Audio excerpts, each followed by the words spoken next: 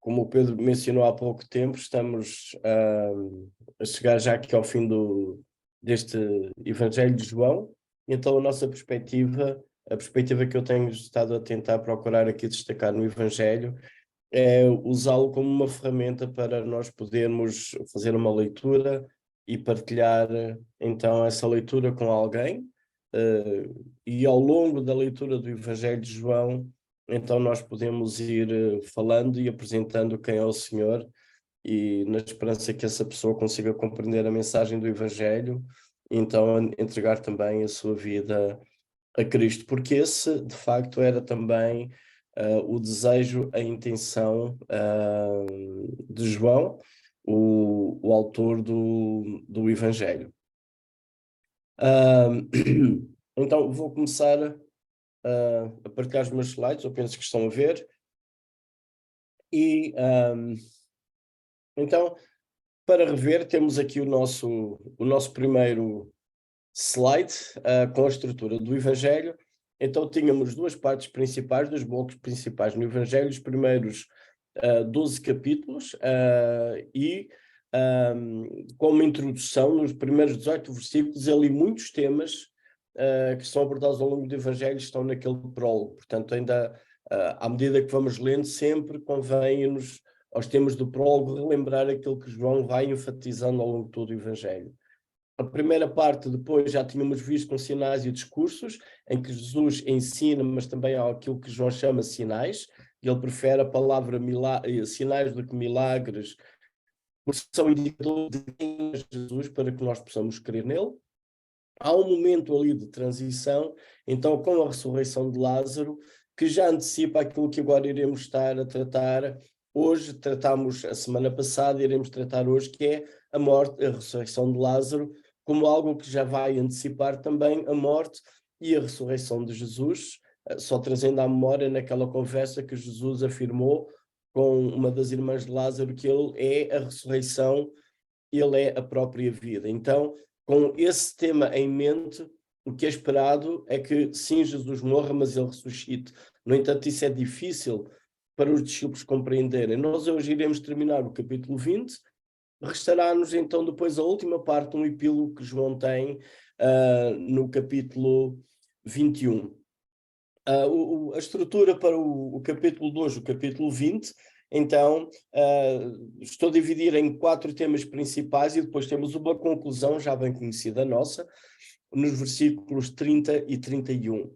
Mas os primeiros 9 versículos, antes disso, então, tudo isto acontece já depois da morte de Jesus, à sua morte, ao seu sepultamento, e digamos que um novo dia amanhece, com pesar e tristeza. Então Pedro e João vão ao sepulcro, nestes primeiros 9 versículos. Depois temos a aparição de Jesus a Maria, de 10 a 18, depois Jesus aparece aos discípulos, com a ausência de Tomé num primeiro momento. Depois, no versículo 24 até 29, Jesus aparece de novo aos discípulos e agora Tomé está presente. Então, nos últimos 2 versículos, então João justifica a razão de ser, explica-nos a razão de ser de ele ter escrito este Evangelho. O que é que temos na nossa memória antes de procedermos à leitura, que hoje eu creio que irá ser feita pelo irmão Daniel, se eu não estou em erro?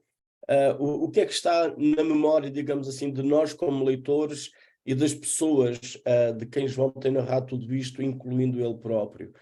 As palavras de Jesus na cruz, está consumado, e nós hoje, quando ouvimos ou lemos estas palavras, está consumado, nós como que já as reinterpretamos com o conhecimento teológico, a nossa interpretação, conhecimento de epístolas, do Novo Testamento, etc.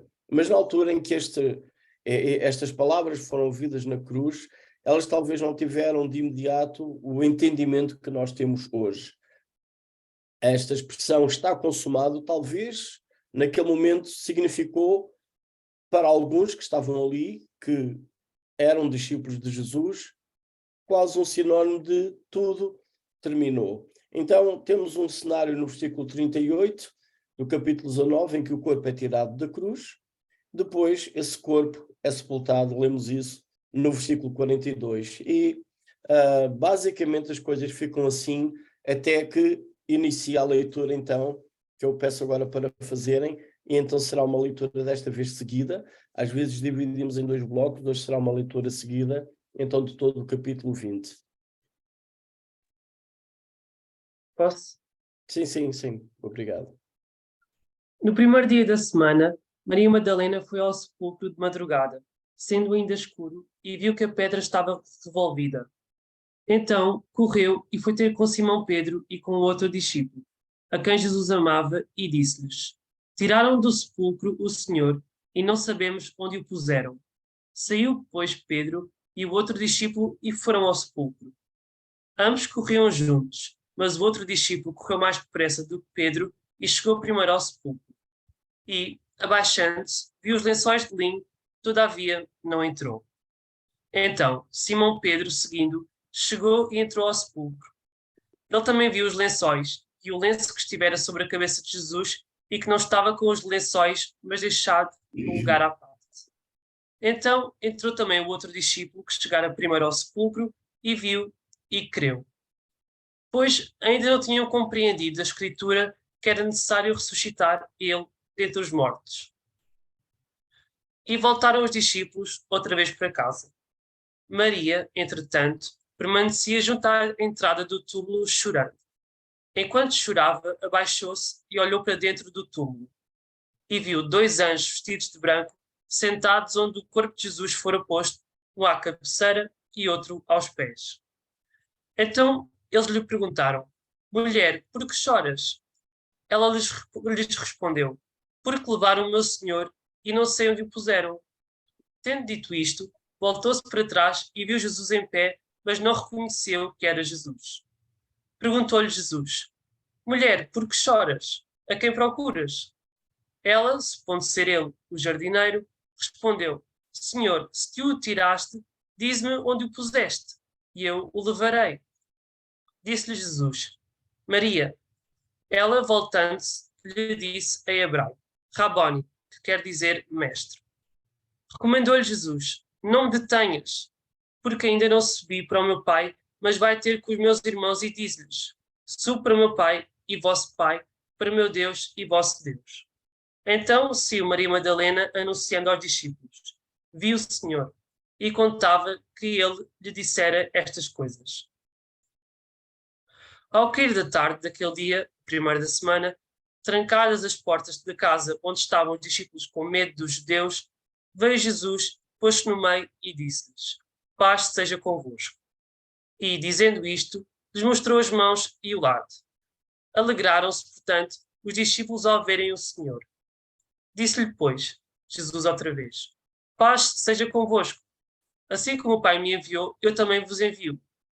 E, havendo dito isto, soprou sobre eles e disse-lhes: Recebei o Espírito Santo. Se de alguns perdoardes os pecados, são-lhe perdoados.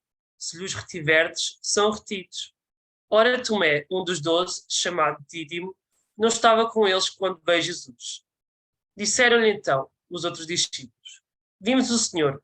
Mas ele respondeu: Se eu não vir nas suas mãos o sinal dos cravos, que ali não puser o dedo e não puser a mão no seu lado, de modo algum acreditarei. Passados 8 dias, estavam outra vez ali reunidos os seus discípulos, e Tomé com eles. Estando as portas trancadas, veio Jesus, pôs-se no meio e disse-lhes: Paz seja convosco.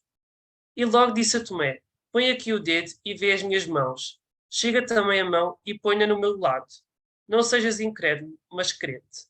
Respondeu-lhe Tomé: Senhor meu e Deus meu.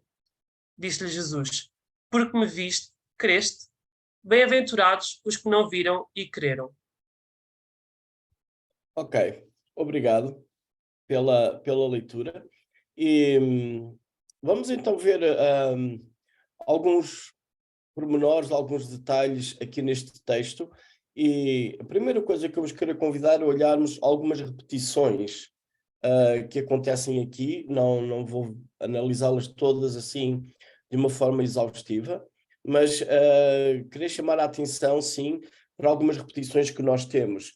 Primeiro, a palavra sepulcro, sobretudo ali no primeiro momento, com os primeiros versículos, ela é repetida 9 vezes. Eu estou agora aqui a seguir também o texto grego, que por vezes na nossa tradução tem túmulo, isso depois vai dependendo da tradução, mas aparece 9 vezes, 2 no versículo 1, no versículo 2, 3, 4, 6, 8, e 2 vezes também no versículo 11. Portanto, estes primeiros momentos, digamos aqui, que andam muito em torno do sepulcro, este primeiro momento da narrativa, 4 vezes aparece chorar, então 2, João narra que Maria estava a chorar, e ele tem cuidado de dizer que ela chorava, e chorando, então ela espreitou também, portanto é um choro não momentâneo, digamos assim, mas prolongado.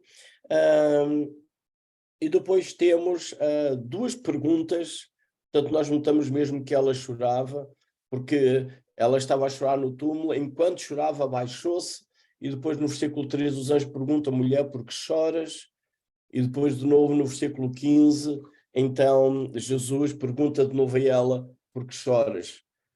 Então estes primeiros quadros da narrativa não é assim muito alegre nem radiante.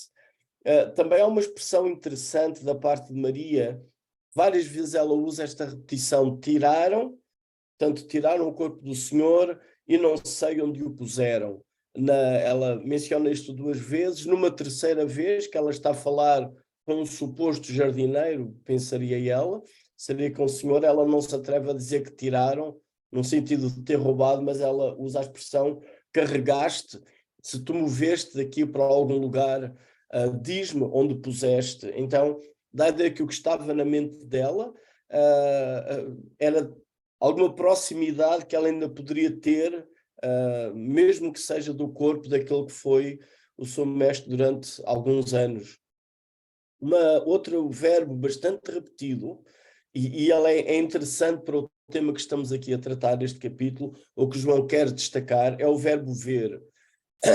Eu contei umas 13 vezes, não fiquei muito preocupado com a exatidão, porque acima de 10 já começa a cansar um pouco, e nós estamos aqui com um estudo também teológico assim, que requer um detalhe tão grande, mas eu contei 13 vezes nestes versículos a ideia de ver, de que viram, viu, então esta realidade que nós temos como seres humanos de ver alguma coisa para poder acreditar nela, ela está aqui a ser bem enfática.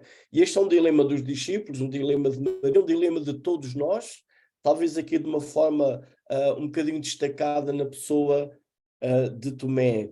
Outra ideia também que é aqui repetida por 3 vezes: Jesus saúda os discípulos, estando com eles, e faz esta afirmação: paz seja convosco. E sabemos que os momentos que eles estavam a viver eram tensos, eram conturbados. O seu mestre, que já teria tido anteriormente várias ameaças de morte, lemos isso ao longo dos evangelhos, acabou mesmo por ser preso, por ser condenado, e o que seria obviamente esperado seria uma perseguição dos seguidores deste homem, um milagreiro, um desordeiro. Isto agora depende aí das opiniões que se poderiam levantar, não é? Mas então esta saudação de paz também que Jesus dá aos seus discípulos. E também é interessante a ação que decorre, verbos de movimento como ir, correr, sair. Parece que João está aqui a construir algum relato que tem alguma agitação em alguns momentos, outros um pouco mais quietos, mas que é um capítulo que tem várias movimentações e também as suas pausas. E tudo isto é um reflexo das emoções humanas. Portanto, este andar de cá para lá, este correr, este depois de ficar sossegado ou mais quieto, tudo tem a ver com a nossa emoção, a carga emocional que tudo isto traz a nós, seres humanos, quando alguém morre, quando há ameaças. Tudo isto agita, e ora ficamos quietos, escondidos, ora corremos, e de facto é o que nós temos aqui neste capítulo. Então nós temos a questão que é aqui mencionada, a primeira questão aqui mencionada é o tema do sepulcro vazio. E temos a primeira descoberta, então feita por Maria Madalena, ela vai de manhã ao sepulcro e então a pedra ela está revolvida, ela está movida, portanto seria um buraco. Eu creio que vocês têm várias imagens dessas, mas seria uma espécie de algo escavado na rocha, e então havia uma pedra bem alta, bem grande, redonda, que era rolada para a frente do sepulcro. E então temos que, ainda sendo noite escuro, ela foi lá de madrugada e viu que a pedra estava revolvida, e essa é a primeira surpresa que temos. Depois então temos esta afirmação dela: tiraram do sepulcro o Senhor e não sabemos onde puseram. Aqui eu queria fazer um pequeno destaque, que apesar de termos o relato de ser Maria, temos a afirmação no plural, não sabemos. Portanto, possivelmente, isto eu não vou fazer essa comparação com os outros evangelhos, mas possivelmente, apesar de João estar aqui apenas a focar numa pessoa, possivelmente havia outras pessoas ali também. E vem a suposição, seria um roubo, vandalismo, alguém mudou o corpo para outro lugar. Então são indagações que poderão estar na mente dela ou não sabemos. Mas se notamos, João deixou para nós a preocupação que ela tinha, então de ter constatado ali o sepulcro vazio. E então depois temos Pedro e João, eles vão ao local e notam de novo também que a pedra está revolvida, o sepulcro está vazio, ou quase. Quase porque há lá lençóis e há um lenço colocado de uma outra forma num lugar, e isto é a pista que vai permitir que João registre esta exclamação, penso eu, acerca de si próprio. João vê e crê. E isto é bastante interessante, porque João vê e crê em quê? Ele não explica, mas quando ele chega ali e vê que o corpo não está lá, os lençóis em que Jesus, lençóis de linho, tem esse detalhe, em que teriam colocado o corpo do Senhor e um lenço sobre a cabeça, que ele está num lugar à parte. João, a primeira conclusão que ele tem, ele não querer que roubaram o corpo ou não querer uma possibilidade de vandalismo ou qualquer outra coisa. Mas quando esta expressão é colocada, vê e crê, de facto, João está a testemunhar que neste momento ele próprio creu na ressurreição de Jesus. Então, de facto, ele vê, mas ele vê as evidências. Ele não vê a pessoa de Jesus para crer nele ressurreto. E talvez temos aqui um dos primeiros que crê, então, de facto, que o seu mestre, o seu Senhor Jesus, ressuscitou. E é interessante notar o que ele adiciona depois. Pois ainda não tinham compreendido a Escritura, que era necessário ressuscitar ele dentre os mortos. Então, é bastante interessante que, passados 3 anos de Jesus estar com eles, dizer que teria que padecer, são 3 anos de ensino que ele diz que iria para o Pai, a ideia de ressurreição nunca lhes teria passado na cabeça. E isso é impressionante, dizemos nós, mas não é tão impressionante assim, porque eu creio que nenhum de nós aqui pode testemunhar o caso de uma ressurreição. Não faz parte da nossa vida. E na memória de Israel haveria sim alguns casos de ressurreições, bastante poucos. Casos de subir ao céu, sim, havia. Nós temos mencionado em Gênesis o caso de Enoque, temos profeta também, temos uns casos de alguém que é ressuscitado através da ação de um profeta, mas não eram coisas comuns e já iam umas centenas de anos largas em que nada disto tinha acontecido na vida de Israel. Então, a ideia deste libertador, deste Messias vir, deste profeta vir, digamos assim, morrer e ressuscitar, não estava a cair bem na mente dos discípulos. Mas, de facto, quando João vê o sepulcro vazio e vê ali os lençóis e aquele outro lenço à parte, ele crê, então, na ressurreição do Senhor Jesus. E ele diz que ainda não tinham compreendido bem a Escritura, e de facto não há um texto que nós possamos identificar no Antigo Testamento para fazer esta afirmação de João. Talvez seja uma afirmação vaga que diz a Escritura como um todo, com esses indícios de ressurreições, ou de subir ao céu, ou de tudo que era dito acerca do Messias. Pode ser uma referência à Escritura de uma forma geral. Talvez seja também uma alusão ao Salmo 16, os versículos 8 até ao versículo 11. Talvez João tenha isto em mente. Então ele estava ali com Pedro também, e este salmo diz precisamente: o Senhor tem-o sempre à minha presença, e estando ele à minha direita, não serei abalado. Alegra-se, pois, o meu coração, e o meu espírito exulta. Até o meu corpo repousará seguro, pois não deixarás a minha alma na morte, nem permitirás que o teu santo veja corrupção. Me farás ver os caminhos da vida, e na tua presença há plenitude de alegria. Na tua destra há delícias perpetuamente. É interessante que mais tarde, quando chegamos ao livro de Atos, capítulo 2, Pedro, quando faz a sua primeira apresentação pública do Evangelho, ele vai precisamente pegar neste salmo para justificar e explicar que a ressurreição de Jesus já teria sido anunciada no Antigo Testamento. Então Pedro vai buscar este poema para dizer que Davi não está a falar acerca dele próprio, porque ele morreu e foi sepultado, e diz Pedro que o seu túmulo está até hoje entre nós. Então a conclusão que ele tira é: este texto dos Salmos não se aplica ao rei Davi, mas aplica-se ao rei crucificado, ao rei Jesus. Então talvez todos estas ilações agora, o conhecimento da Escritura, tudo isto começa a andar na mente de João, e João começa a perceber que algo realmente fora do comum, algo estranho, mas também poderoso, está a acontecer, e ele está mesmo a presenciar isso.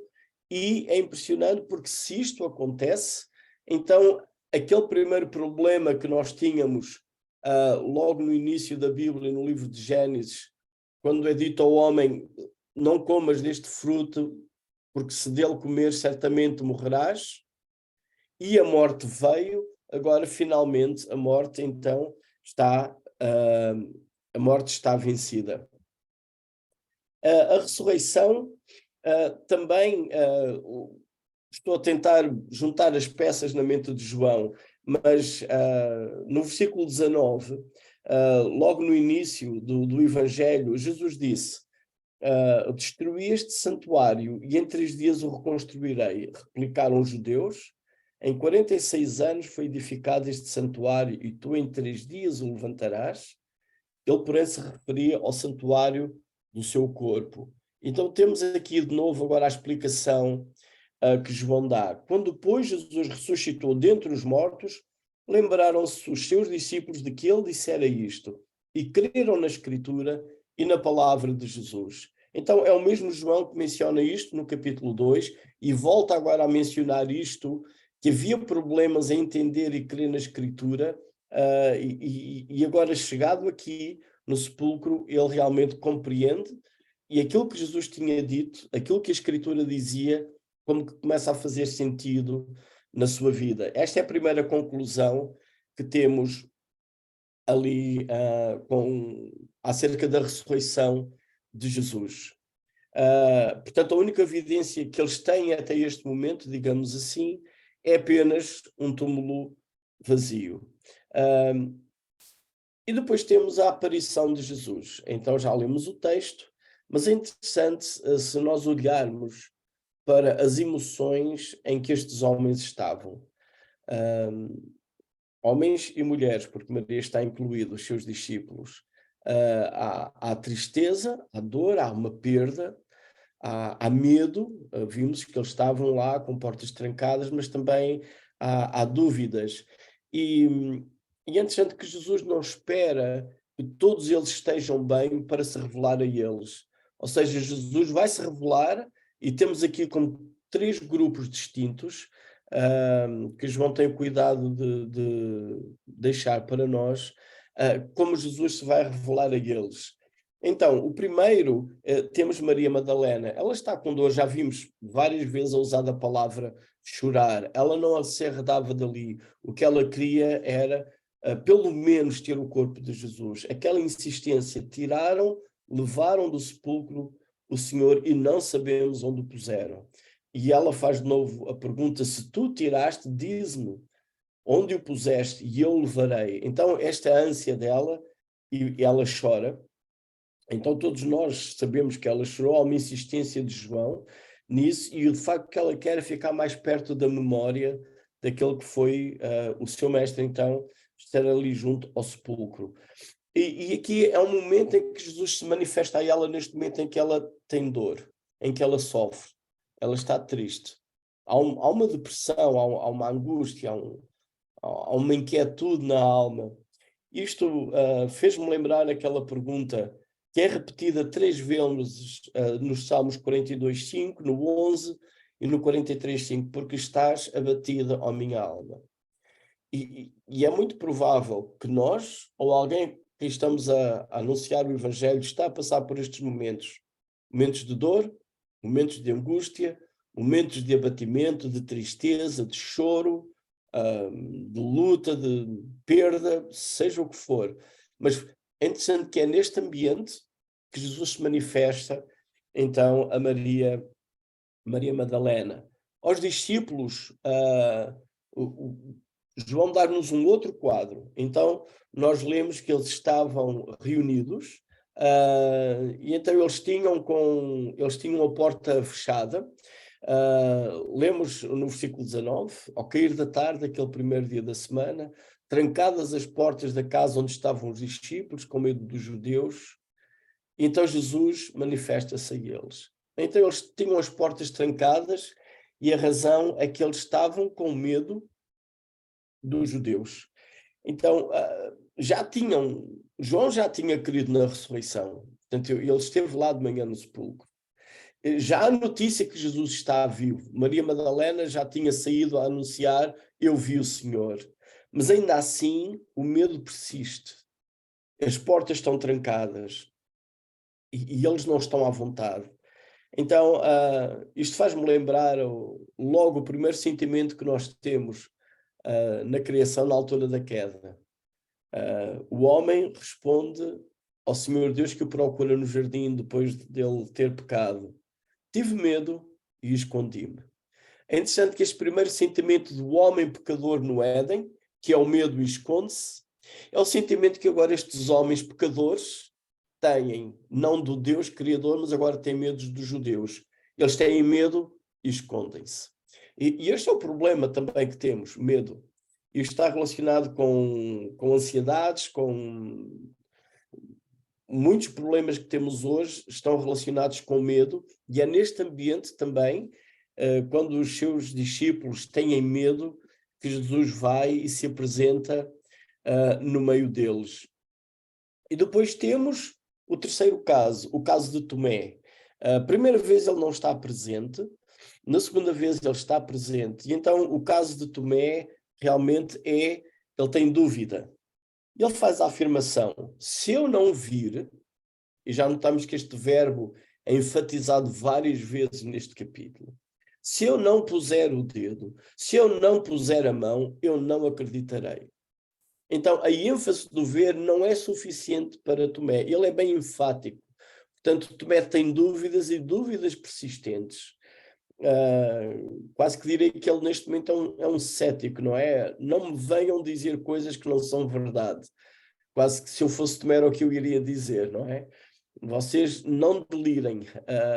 Temos que enfrentar a realidade crua e dura, custa o que custar. Se eu não vir, se eu não puser o dedo, se eu não puser a mão, eu não acreditarei. Então a questão da dúvidas que persistem, dúvidas que nos assaltam. Eu fiz aqui uma pequena síntese destes sentimentos.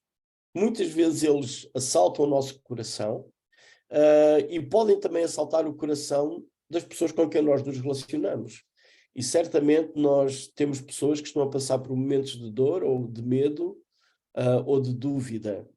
Aqui na dor eu ampliei um pouco mais, e vocês podem ampliar mais ainda, inclui a ideia de desânimo, de tristeza, de perda, de sofrimento, de depressão. Tudo isso nós podemos enquadrar ali num ambiente de dor. Para medo, eu pus ansiedade, aflição, pânico. Podem ampliar com outras palavras que expressam ou estão ligadas com a ideia de medo, se calhar desespero, talvez. Dúvida, então temos incredulidade, descrença, indiferença. Então são tudo emoções, problemas que nós enfrentamos e a quem nós estamos a anunciar o Evangelho podem também passar por estas situações. Para a partilha, então, eu queria, depois o Pedro, ele vai lançar as perguntas para vocês, mas de facto o que eu queria que pensassem é como é que Cristo, crendo nós que o Senhor Jesus Cristo está vivo, que ressuscitou, como é que esta presença, esta crença que temos, esta fé que temos num Cristo vivo e ressurreto, como é que isso tem transformado a nossa condição humana, na nossa condição de dor, quando ela acontece, ou na nossa condição de medo, ou na nossa condição de dúvida. Como é que isto tem acontecido na nossa vida? E como é que nós podemos partilhar isto com alguém, por exemplo, dando o nosso testemunho?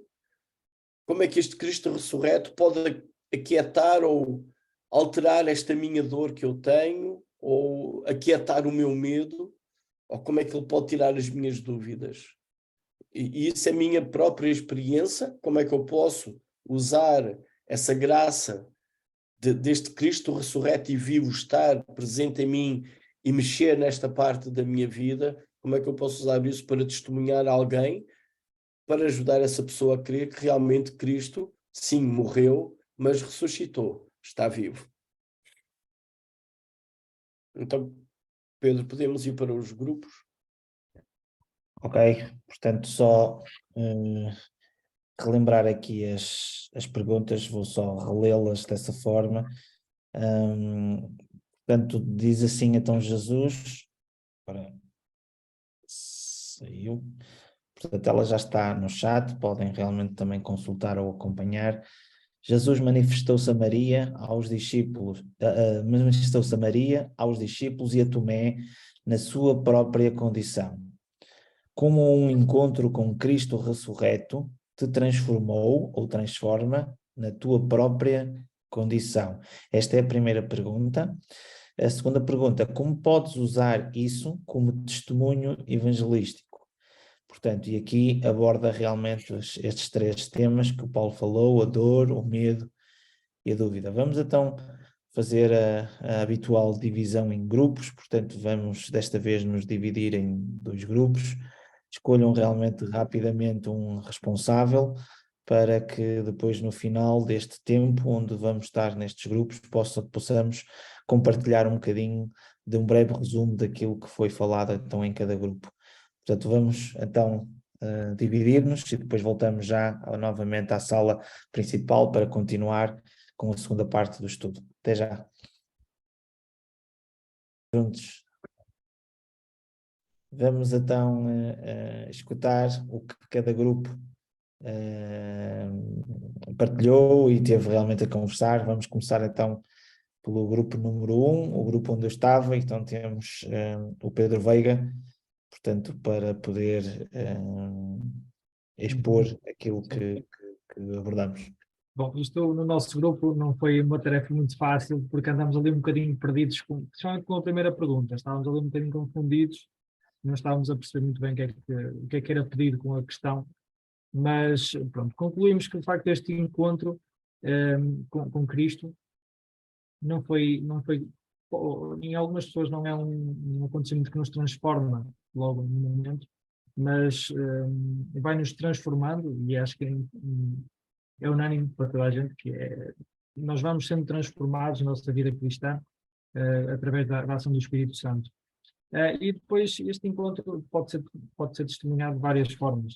A própria forma como nós encaramos as situações difíceis, acaba por ser muito diferente também das outras pessoas. Me levantam um testemunho, que ao passar por uma situação difícil, foi à procura de algum, de algum conforto, digamos assim, numa situação do mundo, numa situação mundana, digamos assim, e não encontrou. E ao fim foi aos pés de Jesus e pedir perdão, realmente encontrou descanso no Senhor.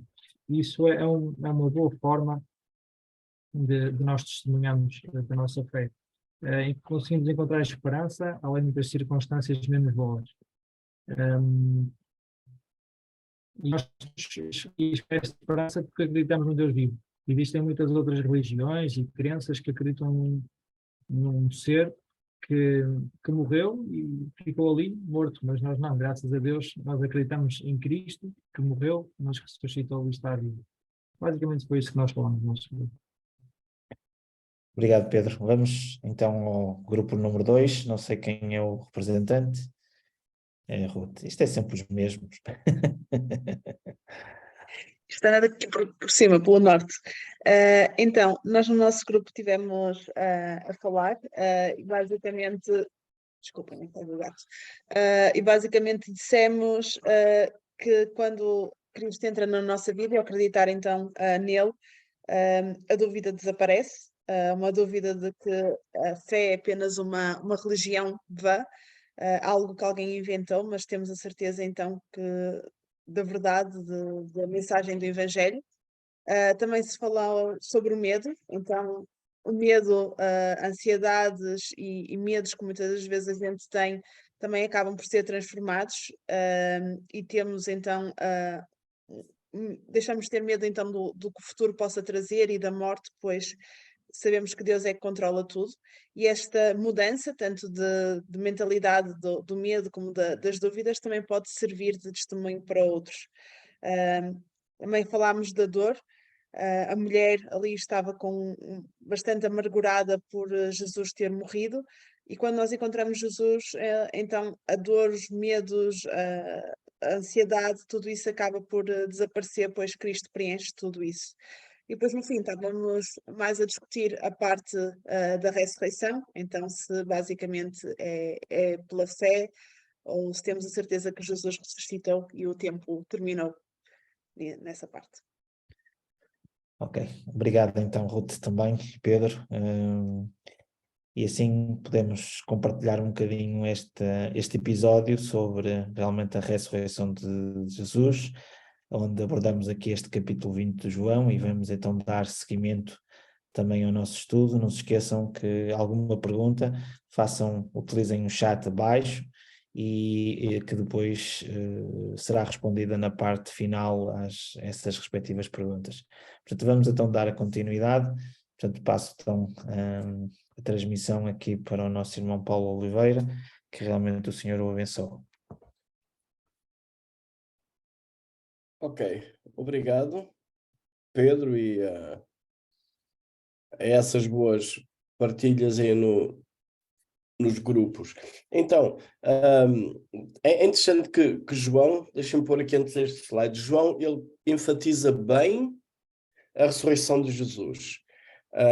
Ele enfatiza bem a sua morte, há detalhes, que ele morreu, as suas pernas não foram partidas porque já estava morto, o lado foi perfurado, garantindo que ele estaria morto também, o corpo foi tirado da cruz, ele foi sepultado, e há tristeza, há o desânimo, não há digamos que uma ideia, uma esperança, deixa-me usar esta expressão, ele não registra uma fé otimista que o seu mestre vai ressuscitar, não, ele criou um quadro de que os discípulos ainda não tinham crido, Madalena chora, Tomé tem dúvidas, há medo, então não há um quadro de que há uma esperança, digamos assim.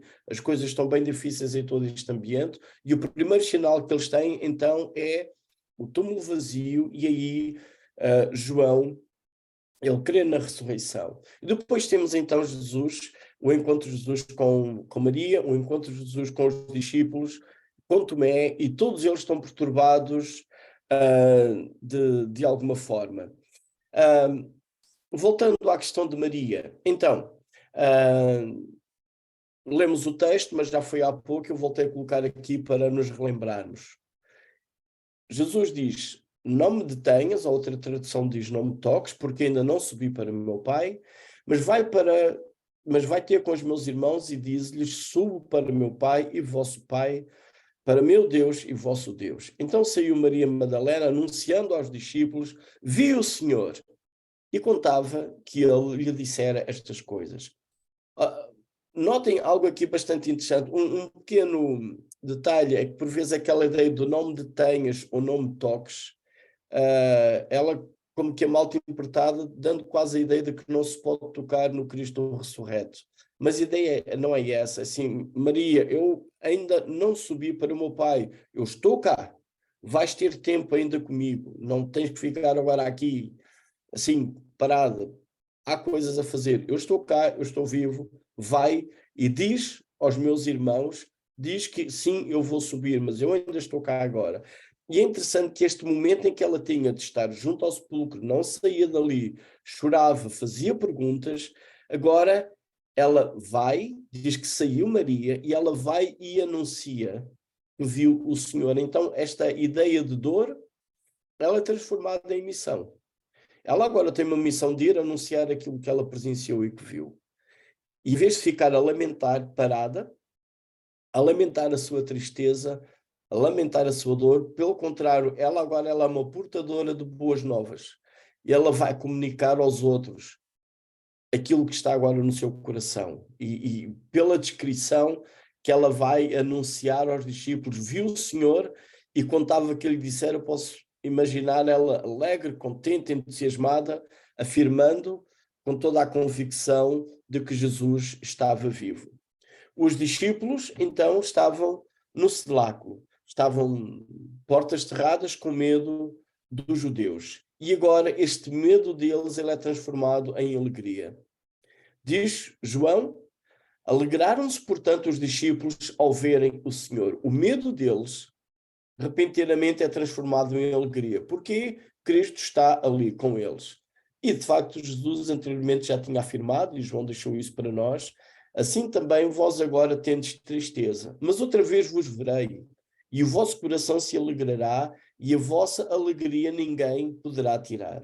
E, de facto, isto agora aconteceu com eles. Esta alegria veio e inundou aquele espaço onde eles estavam reunidos com medo. Tomé tinha dúvidas, mas essa dúvida é substituída por uma fé, eu diria uma fé ousada, uma fé inabalável e uma fé que até corre riscos, deixa-me usar esta expressão, corre riscos de heresia, porque quando ele vê Jesus, ele não vai pôr o dedo, ele não precisa de tocar com a mão, ele apenas exclama, Senhor meu e Deus meu.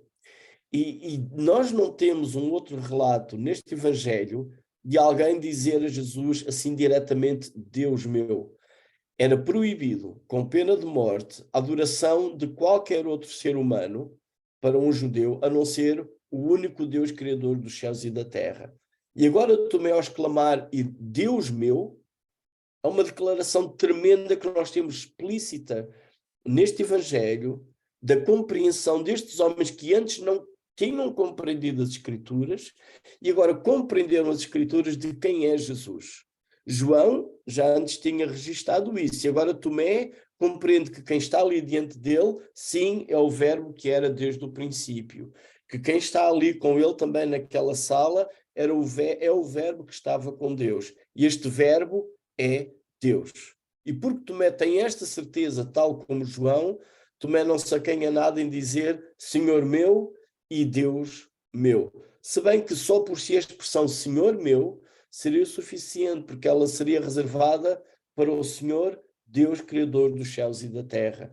Mas Tomé não tem nenhum problema em adicionar esta afirmação também, a afirmação Deus meu. E temos aqui uma confissão tremenda da divindade de Jesus e não vemos nenhum registro de João tomando um apontamento de Jesus dizendo a Tomé, olha, calma aí, alegra porque eu estou vivo, sim, mas dizeres que eu sou Deus, não. Não há nenhuma correção que Jesus faz sobre isso. Portanto, Jesus recebe o tratamento de Tomé, Senhor meu e Deus meu. O que eu queria destacar aqui é, e acho que é o que João quer destacar, é que estas pessoas passaram anos com Jesus, ouviram-no, viram os sinais, e as suas mentes foram construindo quem era Jesus. Mas chegados ao momento da cruz e ao momento do sepultamento, eles não tinham uma noção clara de quem era Jesus. E as suas emoções ainda estavam muito baralhadas acerca de tudo isso. Mas quando eles têm este encontro com Cristo, as suas emoções são restauradas. A dor de Maria é sarada e ela sai em missão a anunciar que Cristo está vivo. O medo dos discípulos é curado também e eles têm a alegria. E as dúvidas de Tomé são dissipadas e ele tem uma fé profundamente firme e inabalável. A pergunta que é importante para nós, sobretudo também quando anunciamos o Evangelho, é qual é o encontro, deixa-me usar esta palavra, que nós temos tido com Cristo. Se o nosso encontro com Cristo é transformador também, se é curador, se eu posso dizer sim, eu creio que Jesus está vivo porque eu leio a Bíblia, mas também ao longo da minha vida eu tenho tido experiências, eu tenho tido encontros com Deus, com este Cristo ressurreto, que Ele tem guiado o meu caminho, Ele tem curado a minha dor, Ele tem tirado o meu medo e dá-me essa alegria, Ele tem restaurado as minhas dúvidas e a minha fé tem-me dado convicções. E não apenas porque alguém me diz, ou até apenas só porque eu leio, mas porque agora este Cristo vive em mim e eu sinto essa presença dele na minha vida. Paulo, por exemplo, ele coloca isso de uma outra maneira. Ele diz assim em Romanos 8,16: o próprio Espírito testifica com o nosso Espírito de que somos filhos de Deus. Então é algo que vai muito mais além apenas de que aquilo que alguém me contou ou disse. A ideia de Cristo ressuscitado não é apenas um evento histórico do passado, e um dia eu espero ter um encontro com Cristo no céu, mas a minha própria vida agora já tem esse encontro, por causa da presença de Cristo Jesus em mim. E esta presença, ela é transformadora. Para concluir, queria destacar aqui apenas mais alguns pontos. Então, Jesus revela-se aos discípulos, apresenta-se a eles, e a saudação que ele tem 3 vezes: paz seja convosco. E esta é a primeira expressão, digamos assim, que no grupo dos discípulos Jesus usa: paz seja convosco. O que eles tinham? Medo, estavam inquietos. E Jesus promete paz. Mas além de Jesus dar a paz, ele dá-lhes também uma missão. Ele diz no versículo 21, assim como o Pai me enviou, eu também vos envio. E notem que esta missão, associada com a paz de Cristo, contrasta profundamente com o sentimento que eles tinham. Sala, portas trancadas, medo. Agora a missão que deles qual é? Eles têm paz e vão ser enviados.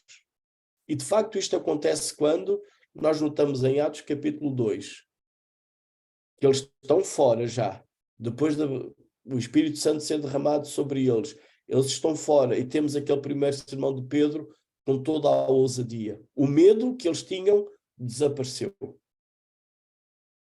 E esta é uma ação que é dada pela presença de Deus neles. Este é um encontro entre o homem caído e afetado pelo pecado com o Deus Criador, que se tornou homem e habitou entre nós. E cura estes problemas da alma, das nossas emoções. Este grupo de discípulos com medo, eles agora têm uma missão de serem enviados e, de facto, eles cumpriram essa missão. Não apenas porque era o dever deles, mas Jesus também os capacitou. No versículo 22, nós lemos que Jesus diz: recebei o Espírito Santo.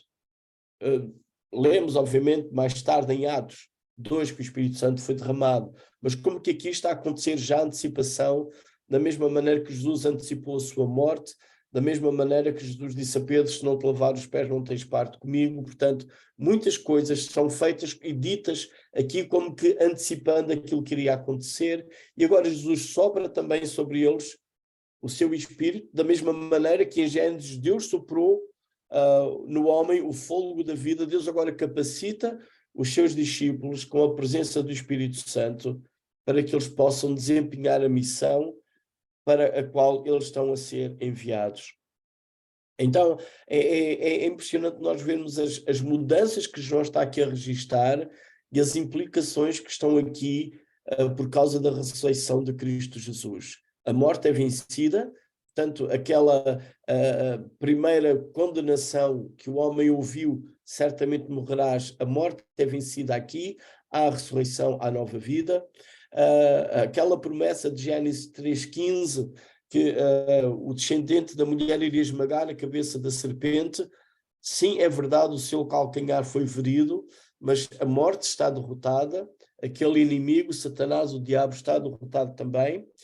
Paz é concedida aos discípulos de Jesus.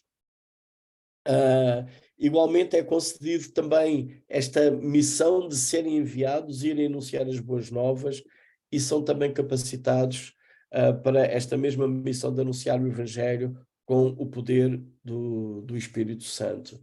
E, em conclusão, Paulo termina assim, desculpa, eu é que vou terminar assim, com esta citação de Paulo acerca do que é o reino de Deus. O reino de Deus não é comida nem bebida, mas justiça, paz e alegria no Espírito Santo. E é este reino de Deus que João tem estado aqui a anunciar, a descrever.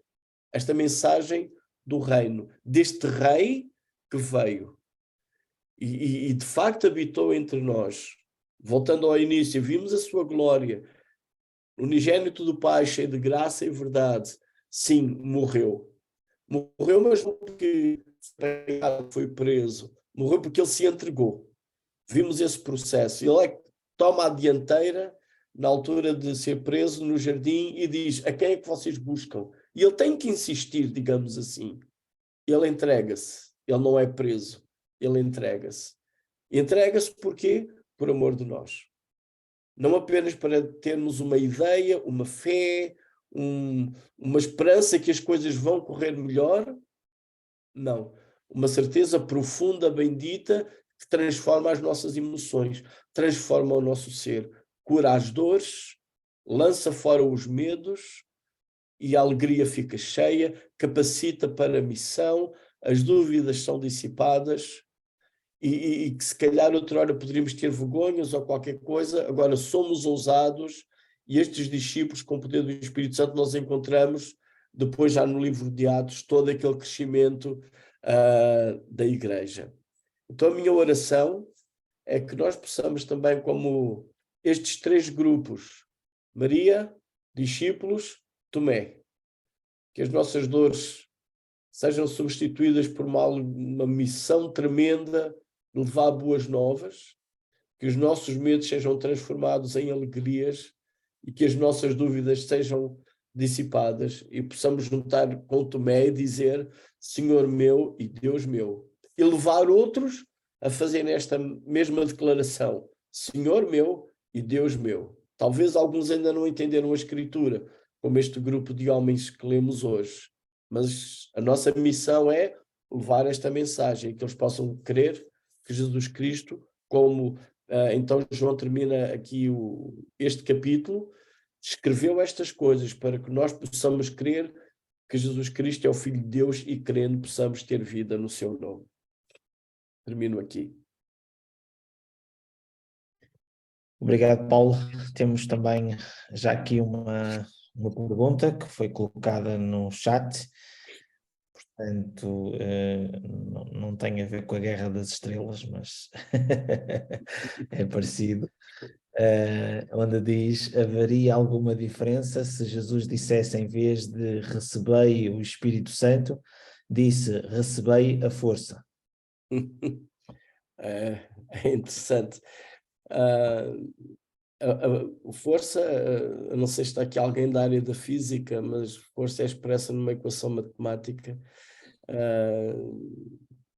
Força é aquilo que alguns têm e outros não. Alguns vão para o ginásio para ter mais força e outros passam pelo psicólogo. Aquilo que Jesus está aqui a falar nem tem a ver com ginásio, nem com psicologia. Não tem a ver com nada disso. Mas é da mesma maneira que Deus se tornou homem, o Verbo se fez carne e habitou entre nós, e vemos aqui Tomé dizer Senhor meu e Deus meu. Este mesmo Espírito Santo que ele concede não é força para a vida, não é ânimo para enfrentar as dificuldades. É o mesmo Deus que agora vem habitar dentro de cada um de nós. Então não tem nada a ver com psicologia, não tem nada a ver com pensamento positivo, não tem nada a ver com superar dificuldades e obstáculos, ou um arco-íris a dizer vai ficar tudo bem. Não tem nada a ver com isso. Aquilo que Jesus está a dizer é este Deus que criou os céus e a terra, que habitou entre nós, feito homem, foi à cruz e morreu, é o mesmo que agora pode habitar na minha vida ou na vida de cada um deles. E é isso que João diz. Crendo que Jesus é o Filho de Deus, tendo esta confiança nele, percebendo esta morte e ressurreição de Jesus em nosso lugar, a questão de perdão de pecados, que ele também menciona aqui, eu não mencionei essa parte, mas está mencionado também no texto, a questão de termos esses pecados perdoados e sermos os anunciadores dessa mensagem de perdão de pecados. Então, essa presença do Espírito Santo ultrapassa esse conceito de força. Não é força, não tem nada a ver com isso. Tem a ver com Deus habitar em mim. Obviamente, tem essas implicações, porque a dor de Maria foi curada, o medo dos discípulos foi curado e a dúvida de Tomé foi curada também. Mas isso não é porque houve um tratamento psicológico ou terapêutico ou qualquer outra coisa.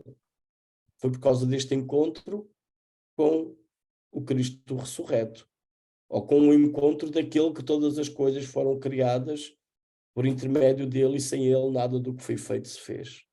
Foi neste encontro que estas pessoas foram transformadas, e quando Jesus diz recebei o Espírito Santo, é mesmo a presença divina a habitar em mim, em vós, naqueles que crerem. E este é o objetivo de João. O objetivo de João não é que alguém chegue ao fim do Evangelho e diz assim, epá, fantástico, esta história é fantástica. Havia um homem que andou aqui, fez o bem, foi injustiçado pelos outros, foi maltratado, epá, mas ele teve ânimo e até voltou a viver.